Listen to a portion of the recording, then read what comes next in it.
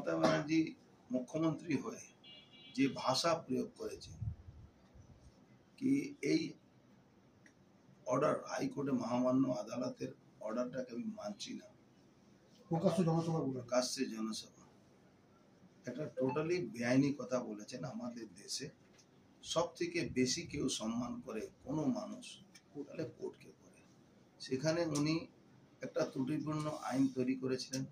সেই আইনটাকে কোর্টে মামলা হয়, প্রায় 5 বছর 4 বছর কেস চলার পরে হাইকোর্ট রায় দেয়, সেটা আইনটা বাতিল হয়।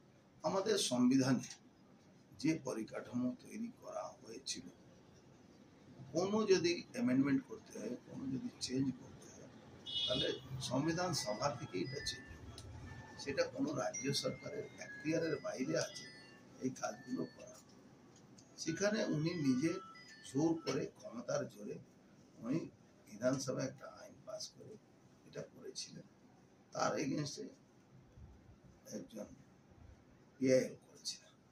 এই পিআইএল হওয়ার পরে কোর্ট দীর্ঘ আইনি লড়াই করে কোর্ট সেটা বাতিল করেছে।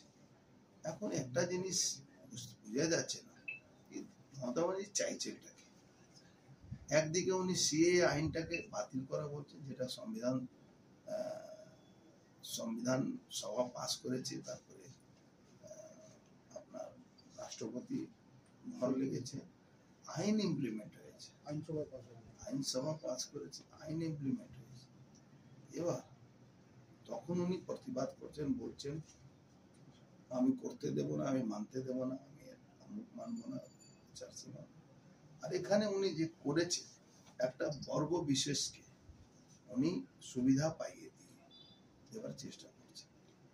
আমি সুবিধা পাইয়ে দিন, তাতে আমাদের কিছু অসুবিধা নেই, কিন্তু আইনটা মেনে করতে হবে।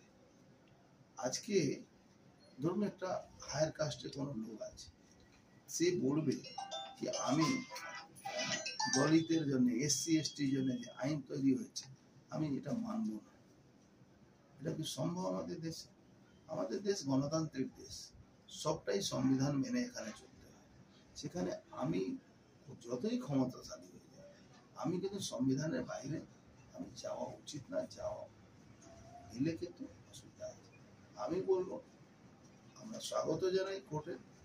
উনি বলছেন কোর্টে, সুপ্রিম কোর্ট যাবেন, উনি যেখানে যান, কিন্তু উনি যে চ্যালেঞ্জ করেছেন কোর্টের ডিসিশনকে, আমি এটা মানবো না, আপনি নাই মানতে পারেন, কিন্তু আপনি বলেছেন, মানে মাননীয় মুখ্যমন্ত্রী বলছেন এটা বিজেপির কথায় হয়েছে, বিজেপির আইন, এটা আমরা কন্ডেম করছি। আর সুমোটো কমপ্লেন করে মমতা ব্যানার্জিকে বরখাস্ত করা উচিত। মমতা ব্যানার্জিকে বরখাস্ত মুখ্যমন্ত্রী পদ থেকে। একজন মুখ্যমন্ত্রী এই কথাটা বলতে পারে না। বিচারপতিকে চ্যালেঞ্জ করছে মুখ্যমন্ত্রী। বলছি তো, ওনাকে বরখাস্ত করে দেওয়া উচিত। কেন, যদি উনি এরকম এই ধরনের কোনো মুখ্যমন্ত্রী কোনো রাজ্যে থাকে, আমি কাউকে সুবিধা দেওয়ার আমার ইচ্ছা হতেই পারে, সুবিধা দেওয়ার জন্য আমি কারো প্রতিবাদ আমরা করতে পারি, কিন্তু সবটাকে আইন মেনে চলতে হবে। আজকে উইকার সেকশনের জন্য 10% রিজার্ভেশন করেছিল, 2/3 মেজরিটি পাস করাতে হয়েছে। অল পার্টি লোকসভা রাজ্যসভা সমর্থন করেছে।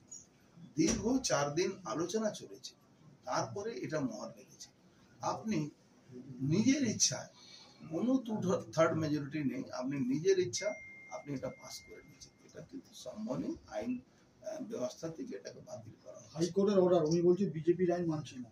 সেটাই বলছি কি এই ব্যাপারে ওনাকে বরখাস্ত করা উচিত, সুমোটো এফআইআর করে ওনাকে ইমিডিয়েট সাসপেন্ড করে দেওয়া উচিত। দলের পক্ষ থেকে এফআইআর করা হবে।